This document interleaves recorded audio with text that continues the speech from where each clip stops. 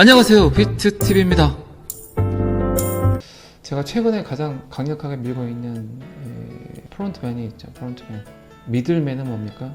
프론트맨은 바지 사장, 미들맨은 중재자. 여러분들은 지금 중재자 경제에서 아직까지는 살고 있어요. 중재자 경제에서 점점 중재자가 사라지고 있는 경제에 살고 있죠. 이제는 부동산 업도 사라질 것 같아요. 보험업도 조금 위태로워 보이고, 이제 모든 다이렉트 거래가 가능하다는 거죠. 신뢰할 수 있는 제3자와 같은 플랫폼이 있다면 사람들은 굳이 중재자를 거치지 않고 다이렉트 거래를 한다. 어찌 그리 사토시 나카모토는 중재자 경제가 사라짐을 눈치를 챘을까요? 자, 여기서부터는 구독자분들에게만 노출이 되는 영상입니다. 구독, 좋아요 좀 눌러주시고요. 미들맨들이 사라지고 있어요. 미들맨들이. 이게 무서운 거죠. 수많은 직군들이 사라질 수밖에 없겠죠. 자, 지금 여러분들은 중재자가 사라지고 있는 경제에 살고 계신데, 아직까지는 쿠팡이라든가 아마존, 알리익스프레스, 11번가 이곳을 통해서 중재자를 요구하는 결제를 하고 있습니다. 그렇죠. 근데 점점 이런 것들조차도 사라질 것 같아요. 그게 블록체인 레볼루션이에요. 그리고 비트코인은 갑자기 공부 이야기를 해버리니까 지금 당황스럽죠? 다 그런 거예요. 살짝 밑밥을 던져놓고 공부를 시키는 거예요. 블록체인, 비트코인의 중재자가 있을까요? 없을까요? 비트코인 블록 안에 중재자가 있습니까? 없습니까? 있어요. 분명히. 은행을 거치지 않고도 A에서 B에게 돈을 보낼 수 있다라고 분명히 써져 있어요. 금융기관을 거치지 않고 우리의 돈을 B에게, 타인에게 보낼 수 있다. 그러면 비트코인 블록체인 안에는 그곳의 중재자는 뭡니까? 64자열의 해시값이 그 일을 하는 거예요. 이 64자열로 나열이 된 알파벳과 아라비아 숫자로 연동이 된 이 해시값, 이게 암호학이죠. 암호학. 그래서 암호학의 발전이 없었다면 비트코인은 탄생하기 힘들었다. 이 암호학은 64자열의 해시값은 유일무이하다 그랬죠.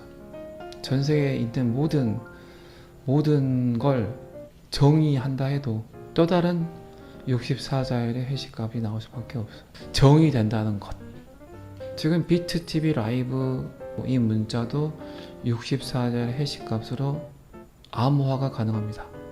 자, 그렇다면 지금 1시간 동안 제가 여러분들께 이야기 드리는 비트TV 라이브의 모든 내용도 64자열의 해시값으로 암호화가 가능하다. 즉 요약이 가능하다는 거예요. 요약의 요약본, abstract라 그러죠. 그러니까 비트코인 블록 안에 은행과 같은 역할을 하는, 중재자 같은 역할을 하는 게 64자열의 해시값이라는 거예요. 그러니까 눈에 보이지 않는 이 디지털이 그 신뢰를 담당한다. 오늘 아침 영상입니까? 어제 영상입니까? 제가 이야기 드렸듯이 중앙은행과 비트코인의 가장 큰 차이점은 지금까지는 화폐 발행을 중앙은행에서 했어요. 중앙은행에서만 그 권력을 갖고 갔어. 근데 이렇게 자본주의의 시간이 지나다 보니까 어때요? 이제 좀 탐욕스러워지고 인간들이 하는 것들이 다 그렇듯이 욕심, 욕망, 탐욕, 불공정, 부패 이런 것들이 나오는 거잖아요.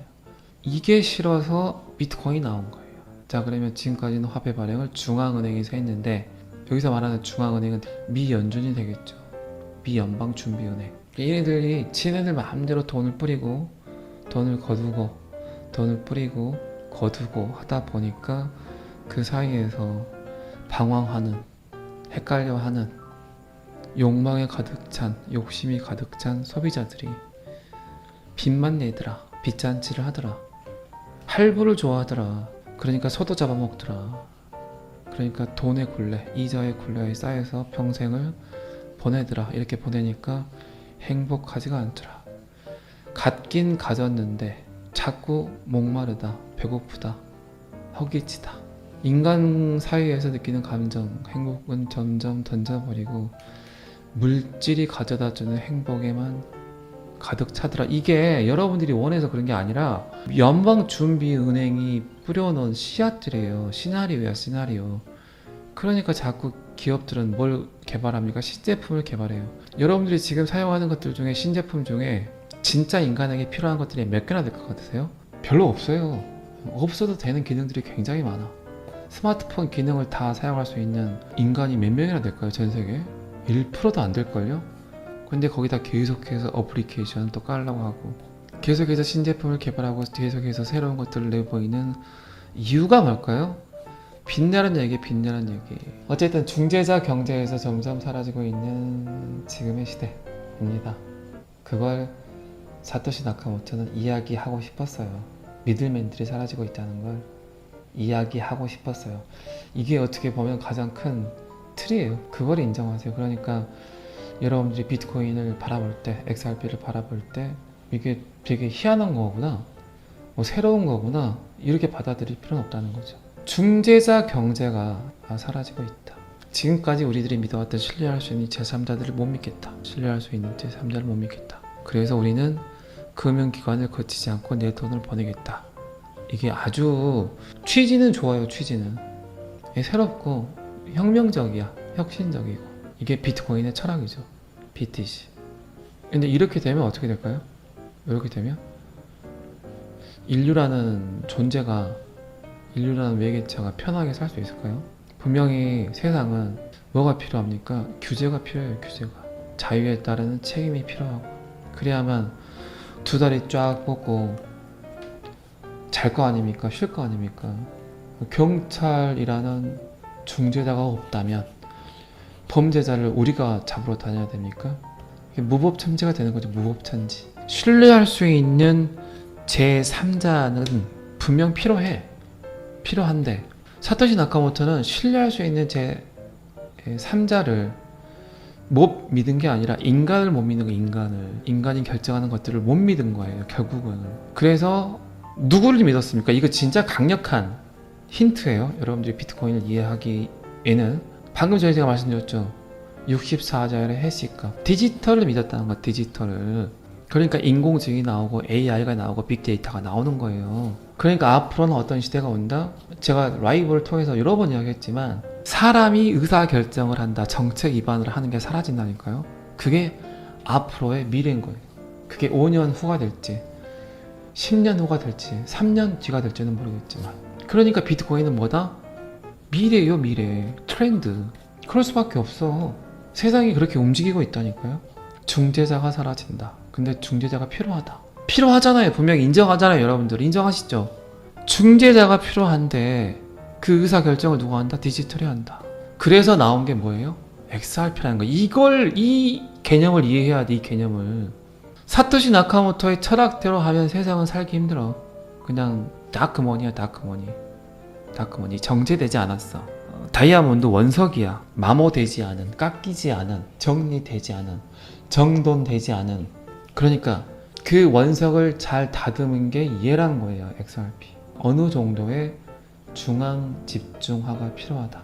중앙 집권화가 필요하다. 인간이 살려면. 그러니까 타고 다니지 못하는 최초의 자동차와 같다라고 표현을 한 거예요. 최초의 자동차. 제가 이 설명을 하면서 그런 얘기 했잖아요. 최초의 자동차는 최초의 자동차의 모습으로 있어야만 그 가치가 인정을 받는데 자꾸 비트코인을 업그레이드 한다 그래. 뭐 레이어 2 이야기를 하고 있어. 그럼 뭐냐? 최초의 자동차에 테슬라의 사이드 미러를 장착하는 거랑 똑같다니까요. 그러면 비트코인이 갖고 있는 최초의 가치가 사라질 수밖에 없겠죠. 최초의 자동차에 테슬라의 사이드 미러를 달았어. 그 차가 팔릴 거야, 안 팔릴까요? 우습기만 하겠죠. 여러분들이 진짜 어릴 때 2살, 1살 때 신었던 신발이 있어. 진짜 소중하게 아끼고 지금까지 그걸 갖고 있어. 근데 어느 날 갑자기 여러분들의 어머니가 이 신발이 너무 낡았다고 신발의 끈을 바꿔버려. 그럼 그 가치가 인정되고 유지가 됩니까? 왜 여러분들이 XRP를 갖고 있어야 되는지 이해가 되고, 제가 진짜 여러분들께 해드리고 싶은 말은 이거예요. 이거. 그래서 비트코인의 미래는 앤틱 가구 같다 라는 표현을 하는 거예요. 여러분들이 최초의 자동차가 있어. 자, 이거 사고 싶은 사람 있어요, 없어요? 있어요, 없어요? 없다니까. 저걸 어디다 놔둬? 누가 가져가면 어떡해? 근데 이 최초의 자동차를 갖고 싶어 하는 사람 무리는 분명히 있다는 거예요. 분명히 있어요. 대중화 되기가 힘들다. 그냥 소수 앤틱 가구를 좋아하는 그 매니아층끼리의 거래가 될 것이다. 제가 보고라는 표현도 있죠. 보고. 독이 있어. 독이 있는데 이 독을 좋아하는 사람들은 분명히 있다니까요. 어둡지만 위험하지만. 그런데 디지털은 어때요? 여기서 우리가 굉장히 냉정히 생각해야 되는 게 뭘까? 한번 생각을 해봅시다. 저 봐보세요. 이렇게 쭉 나와 있어. 이렇게 데이터가. 이게 의미가 없어. 어쩔 때는. 이거 이야기하면 뭐해? 순간은 기분 좋겠지. 아우, 또 뭐가 떴다. 또 BTTV가 저런 얘기 한다. 좋다. 이럴 수 있잖아. 근데 본질의 가치를 이해하지 못하면 저게 진심으로 느껴지지 않는다니까? 진심으로 느껴지지 않아요. 그 진실을 알아야 돼. 그 진심을 알아야 되고. 우리가 여기서 느껴야 되는 게 뭐냐? 뭘 알아야 되냐? 오늘 내가 집을 샀어.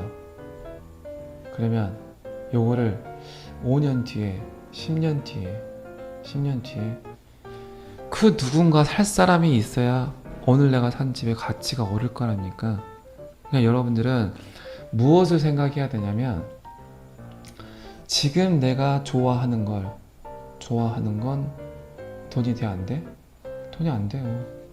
미래에 무언가를 투자한다고 생각을 했을 때 우리가 좋아하는 걸 선택해야 돼요? 아니라니까요. 여러분들의 자녀분들이 5년 뒤에 10년 뒤에 뭘 좋아할까 생각해야 돼. 이게 미래 가치가 있는 거야. 자, 집도 마찬가지예요. 주택 마찬가지예요. 여러분들의 자녀분들이 엄마 나는 5년 뒤에 10년 뒤에 집을 꼭 가져야 돼 이럴 것 같아요? 안 그럴 것 같아요? 한두 푼 하는 것도 아니고 10억, 20억, 30억, 5억 이렇게 하는 집들을 여러분들의 자녀가 평생 동안 그 집에 묶여서 이자 내고 응급 내고 하고 싶은 거 못하고 갖고 싶은 거 못 가지면서 살기를 원하세요? 아니, 이거는 여러분들이 사주고 안 주고를 떠나서 그러니까 여러분들은 지금 여러분들의 아이들이 무엇을 좋아할까에 집중을 해야 돼. 여러분들의 아이들이 어떤 걸 선택을 할까? 여러분들의 아이들은 굉장히 즉각적이에요. 즉흥적이고 인스턴트적이라는 거죠. 한마디로 편의점 마켓을 좋아한다는 거예요. 지금 내가 사용이 돼야 돼. 지금 내가 쓸 수 있어야 돼. 이게 디지털 효율성을 굉장히 크게 생각을 한단 말이에요. 쓰지도 못하는, 먹지도 못하는, 거래하기도 힘든 비트코인을 좋아할까? 아니면 여러 군데에서 용처가 가능한 걸 좋아할까를 선택을 해야 된다는 거예요.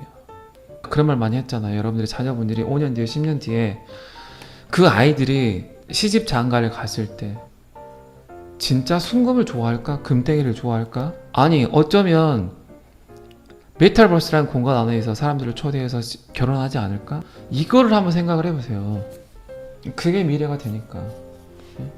어제 제가 바람돌이 방에 메탈버스 마크 저커버그 그리고 페이스북 거기에 관해서 이야기를 했어요. 메타의 목적, 페이스북의 목적은 뭘까요? 이 마크 zuckerberg의 궁극적인 목적은 곧 미국의 궁극적 목적일 수도 있어요. 걔들이 꿈꾸는 건 메타버스를 꿈꾸는 거라. 메타버스를. 여러분들 자녀분들이 하루 종일 인터페이스, 디스플레이, 스마트폰, 데스크탑을 보고 있는 이유가 뭘까요?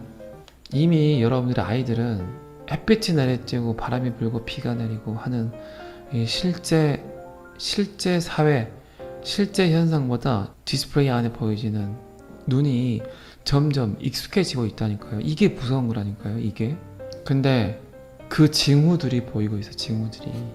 노동의 종말, 화폐의 종말, 인공지능, 뉴럴링크, SNS, 메타, 인스타그램, 유튜브, 구글 이게 그냥 때가 돼서 그냥 이게 자연현상입니까? 아니라니까요.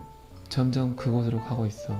그래서 WEF의 아젠다, 그들의 궁극적 목표, 이거는 제가 뭐라 그랬죠? 인간 소멸은 좀 그렇고 축소라고 합시다. 축소, 인구 축소, 이게 가장 궁극적 목표고, 두 번째는 통제사회. 요 아젠다를 보면 미래가 보인다는 거예요. 미래가. 그리고 얘네들은 이 아젠다를 수행하기 위해서 어디서? SNS를 통해서 빅데이터를 취합해요. 빅데이터.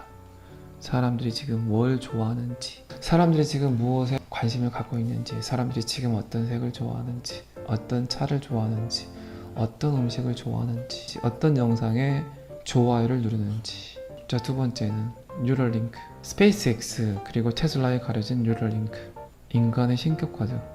앞을 보지 못하는 사람에게 앞을 보게 해주고, 암에 걸린 사람에게 암치를 해주고, 치매에 걸린 사람들에게 낫게 해주고, 사람의 생각까지 통제를 할 수 있는 그런 시스템을 만들고, 요 두 개를 구체화할 수 있는 도구가 화폐라는 거죠. 화폐. 자, 정보, 그리고 두 번째는 기술, 세 번째는 거래, 즉 화폐. 이게 미래의 시대. 이게 WEF의 아젠다. 잃어버린 아이들의 아젠다. XRP는 10,000달러로 디자인되었다는 건 어쩔 수 없는 거고, 그건 필연이고, 그래서 지니어스 액트법이 그렇게 중요했던 겁니다. 굉장히 중요했던 거예요. 아무도 눈치채지 못했지만. 한 달에 10억 개가 뿌려지고 있다. 3년 뒤면 새로 뿌려지는 XRP 자체가 사라진다. 리플은 매월 10억 개씩 뿌리니까 리플이 안 올라, 이질하는 애들이 있었잖아. 비트코인은 지금도 뿌려지고 있어. 10분에 하나씩 3.12억에 뿌려지고 있어. 그러면 비트코인 얘는 만들어진 거고 XRP는 뿌려지는 건가?